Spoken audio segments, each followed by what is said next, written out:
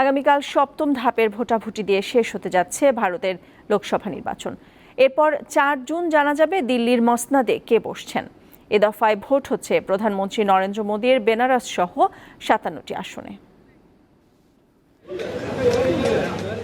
দীর্ঘ ২ মাসের বেশি সময় ধরে চলা বিশ্বের সবচেয়ে বড় গণতান্ত্রিক দেশ ভারতের লোকসভা নির্বাচন শেষ পর্যায়ে। সেই সঙ্গে বাড়ছে উত্তেজনার পারদ। কে আসছেন ভারতের ক্ষমতায়?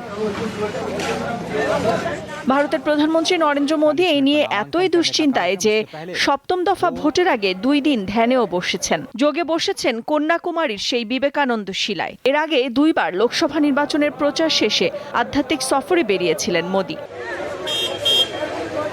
১ জুন ৮ রাজ্য ও কেন্দ্রশাসিত অঞ্চলে ৫৭টি আসনে ভোট গ্রহণ। এ দফায় ভোট হবে বিহার, হিমাচল, ঝাড়খণ্ড, ওড়িশা, পাঞ্জাব, উত্তরপ্রদেশ, পশ্চিমবঙ্গ ও চণ্ডীগড়ে। নরেন্দ্র মোদীর কেন্দ্র উত্তরপ্রদেশের বেনারসেও এই ধাপে ভোট রয়েছে।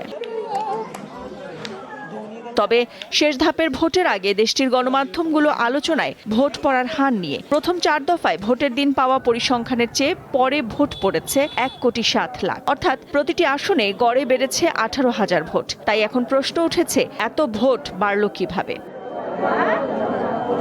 আরও একটি প্রশ্ন এসেছে সামনে। এবার কেন বুথ ধরে ধরে ভোটার সংখ্যা ওয়েবসাইটে প্রকাশ করল না দেশটির নির্বাচন কমিশন? গণমাধ্যমগুলোর আরও অভিযোগ, ২০১৯ সালেও ৪০টির মতো আসনে এমন সূক্ষ্ম মারপ্যাচ হয়। সব জল্পনা কল্পনার সমাপ্তি ঘটবে ৪ জুন। ওই দিন ফলাফলের মাধ্যমে জানা যাবে মোদী তৃতীয়বারের মতো ফিরছেন ক্ষমতায়, নাকি ইন্ডিয়া জোটের মুখে ফুটবে হাসি। নাদিরা জাহান, দীপ্ত, বার্তা কক্ষ।